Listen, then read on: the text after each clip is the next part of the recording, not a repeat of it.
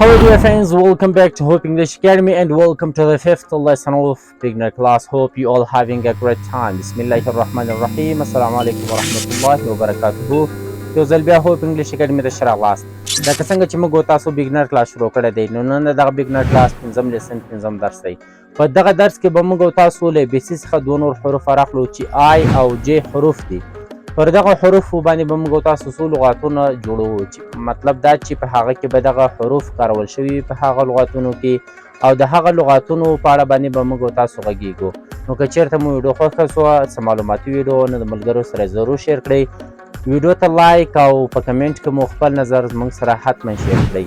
بسم الله الرحمن الرحیم. اول راځم دلته پر آی باندې یو لغت لیکم چې ډېر اسانه لغت دی. بیا د هغه د ریډینګ او د سپیلینګ په اړه باندې موږ تاسو غږیږو. دا به زه اوس څنګه وایم، دا صرف دغه دوه حروف ویل کېږي. صحیح شو. آی خپل اواز ورکوي او سی نه مخکې دلته ای ده، نو د سی د چې ش اواز ورکوي، سی خپل د س اواز ورکوي. نو دا څنګه مکمل ویل کېږي؟ ګوره، آیس. راځم همدلته په پښتو کې لیکم. داسې په پښتو کې موږ تاسې لیکلی سو دغه د انګلیسي لغت. راځم داسې یو بل لغت هم لیکم په اول سر کې آی وي.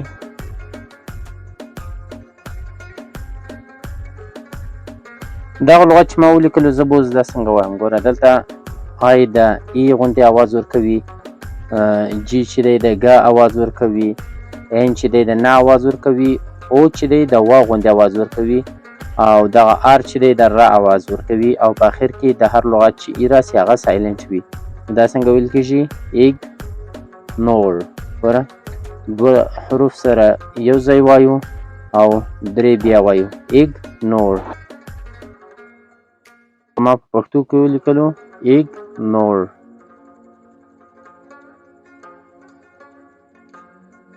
دغه لغت چې ما ولیکلو که زه وساتم چې دا به موږ تاسو څنګه ویلی سو، نو تاسو درې حروفه وایو یو ځل، یا څلور حروفه، یا پنځه حروفه، یا دوه حروفه، مشکل نه لري. چې هر څومره تاسې کولی سئ هغومره به سره یو ځای کړي، د هغه اوازونو ته به وګورئ او بیا به له هغه نه مکمل لغت تاسې جوړ کړئ.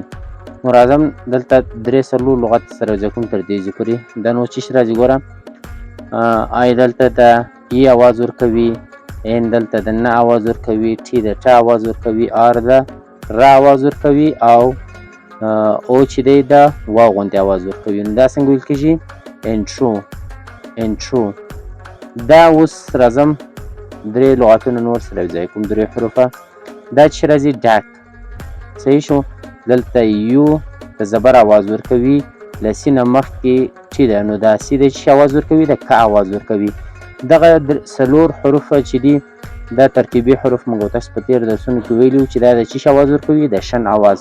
دا به زه مکمل اوس څنګه وایم؟ ګوره، انټروډکشن، پېژندنې ته وایي.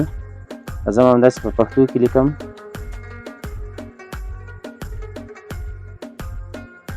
په دغه ترتیب سره موږ تاسو په پښتو کې هم لیکلی سو دغه د انګلیسي حروف. راځم اوس جې ته په جې باندې درې حروفه جوړوم، درې لغاتونه جوړوم. د هغه د ریډینګ په اړه باندې موږ تاسې غږیږو. فرض مثال زه راځم دلته یو لغت وایم جنګل. جنګل چې دی ځنګل ته ویل کېږي. نو دا جنګل به زه اوس څنګه لیکم؟ راځم مثلا دلته د ج لپاره موږ تاسو جې کاروو. صحیح شو.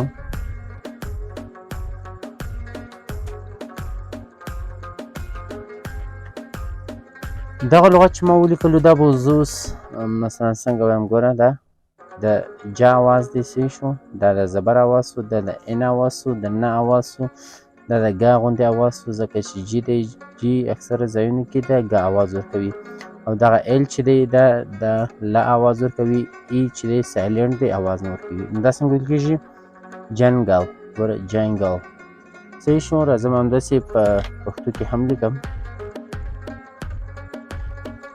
نو اوس راځم دلته یو بل لغت دی چې جسټس. صحیح شو. جسټس به زه اوس څنګه لیکم؟ راځم دلته د ج لپاره جې کاروم.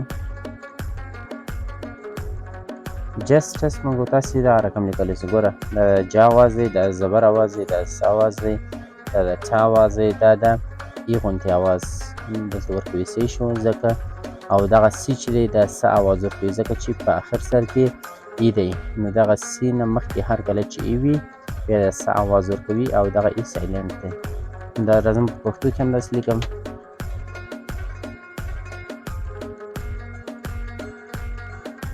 ګوره دا رقم په پښتو سره لیکل کېږي. دا جس شو څه شو دا ټس جسټس جسټس چې دی انصاف ته ویل کېږي عدالت ویل کېږي. نو راځم اوس دلته بیا یو بل اخري لغت دی مثلا زه لیکم جاکټ جاکټ چې دی جاکټ ته ویل کېږي. نو دا به زه مثلا په انګلیش کې څنګه لیکم راځم دلته د اوازونو تعقیبوم له هغه بعد هر اواز ته د هغه حروف لیکم. صحیح شو. راځم مثلا دلته جا صحیح شو د ج لپاره موږ تاسو جې لرو. صحیح شو.